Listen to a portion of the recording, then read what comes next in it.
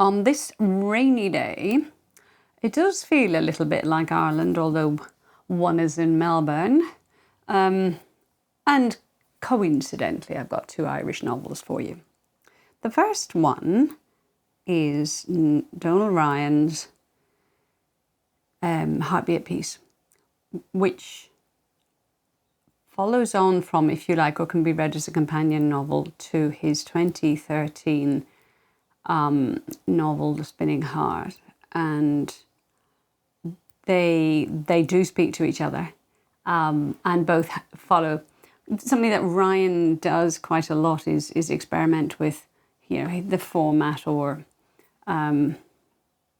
mostly, quite often, format, different ways of telling a story. And I think that when The Spinning Heart came out, it really did garner a lot of attention because of its very unique sort of presentation, because there are 21 viewpoints, all as chapters. And not that was unheard of in those days, but it was a very fresh way of getting the different perspectives on a story. And the Heart Be at Peace is a sort of a natural continuation of that story. They both stand on their own. I think there's an added sort of richness if you go back to Spinning Heart, because it's 2013. I remember nothing. Bits.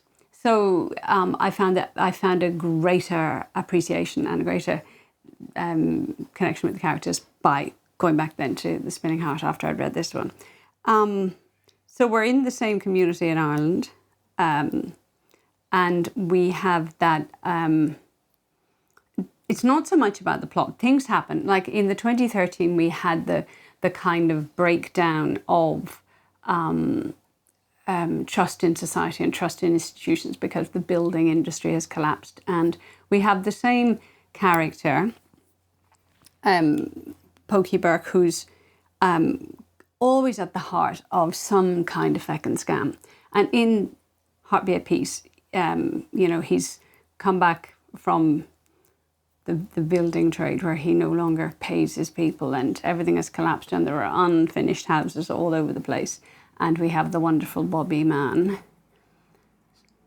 afflicted by his relationship with his father, but who's inherently so good and is trying to kind of make his community better by sort of fixing up things and helping out this one who, is on her own with a baby, and how the community reads that. That was The Spinning Heart. In this one, it's the same Pokey. Pokey's come back and he's got one of those foreign language colleges up and running, and the number of sort of subscriptions to it and students that are meant to be there and classes that are meant to be running is a complete fairy tale. And even though he gets visited, none of this is actually happening. And at the same time, there's, you see this mostly from Bobby Mann's point of view, the community has been sort of caught up in this grip of drugs. And it's not a crack cocaine novel. It is, it's more about how the different events and the different effects and the way people want to make their money and the way people want to behave in community. It's about how they're delivered to us by these 21 completely unique voices. And it makes this a very unique read. And every single voice feels like it's a completely different person, which of course is more power to your left elbow, as they say, Donal Ryan, because that's a feat in itself. And I think every single voice kind of gives you, like a mosaic, builds up a better picture of who all of the different people are and what the kind of the story is, because it's kind of hidden in all these different stories. But not only that, is that each character, you're going, I don't like this one as much. I had my favourites, typically. But, you're sort of saying to yourself, I'm not sure I'd relate to this character as well. Or it's, you want sometimes we hate changing perspective. And then you're sort of going, no, I don't like it. And then, bam, they'd say or do something or do a bit of self-analysis and you go, oh, vulnerability. Oh, man. And then you're sort of, you're on kind of everybody's side. And it's a little bit about that. It's about how the whole of Irish society viewed this way is about pain and fathers and sons, and how individuals can suffer, but also how communities suffer through economic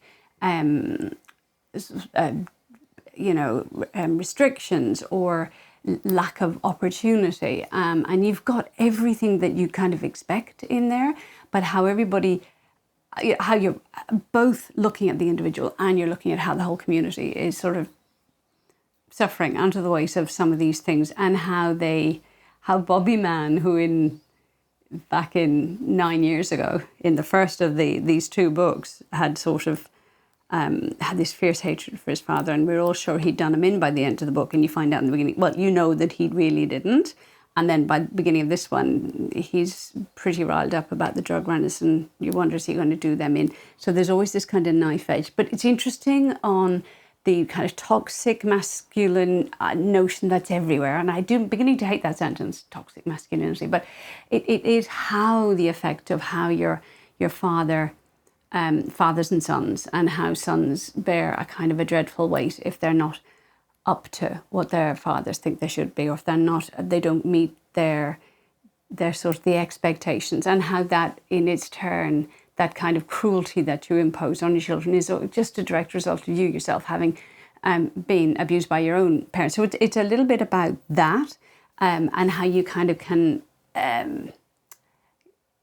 sort of get out from under that very heavy mantle. So an absolute humdinger. It's short, it's very concise. You've got a couple of nut jobs in there. And we're revisiting episodes from the past, but you piece it all together. So it makes the reading experience really original. I have much love for this book. Super sentences. And another Irish book that again has done something. Look, I'm thinking that the way to talk about the next novel is in terms of, if ever there were a time when we needed this novel, it's absolutely now. Niall Williams' Time of the Child. And it's a balm. It will heal your hurting heart like no other novel. Well, if you find a better one, let me know. But this one just did it for me. And some of us are feeling fairly battered.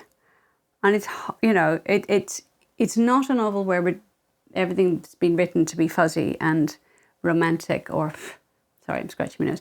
It's not written with that in mind. It's written to get to the heart of why we get up every day.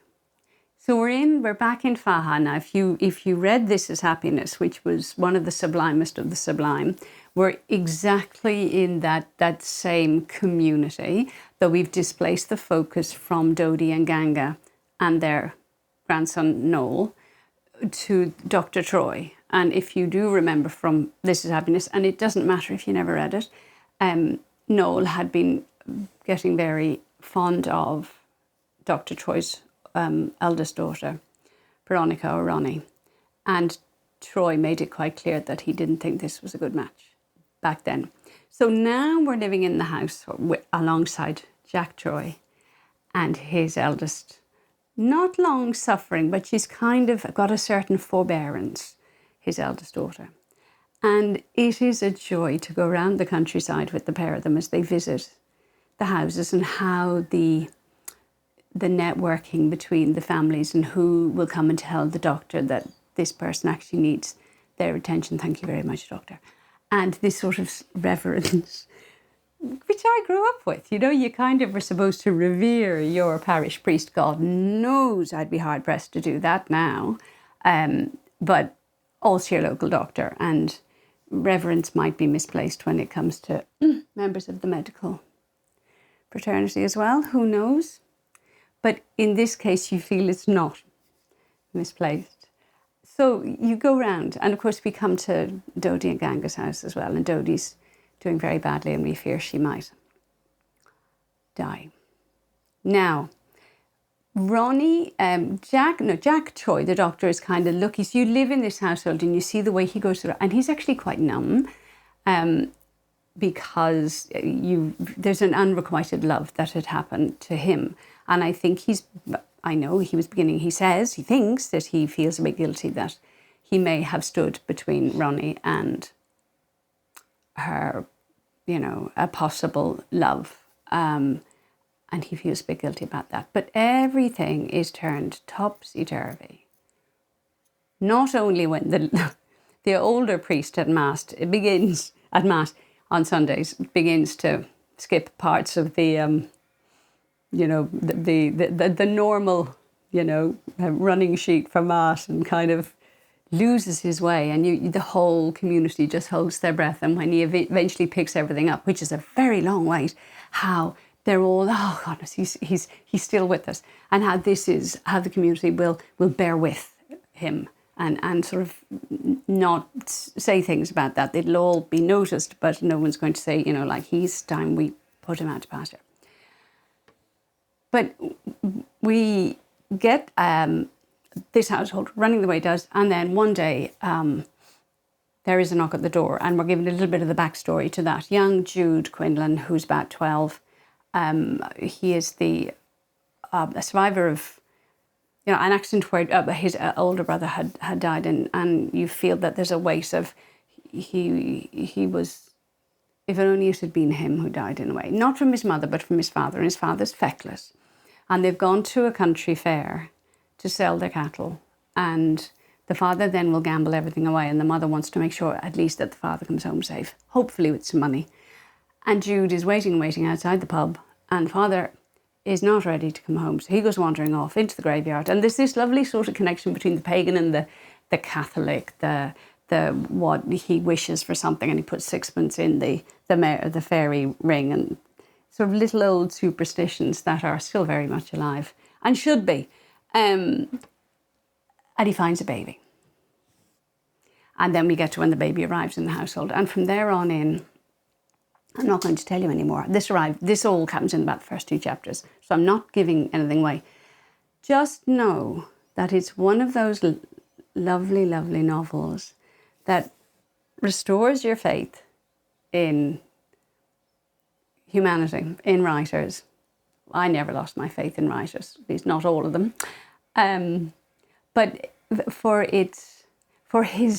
and it is Christmas set. It's in Advent, 1962. So we're in the Advent period before Christmas. And of course, the arrival of the baby, yeah, sure.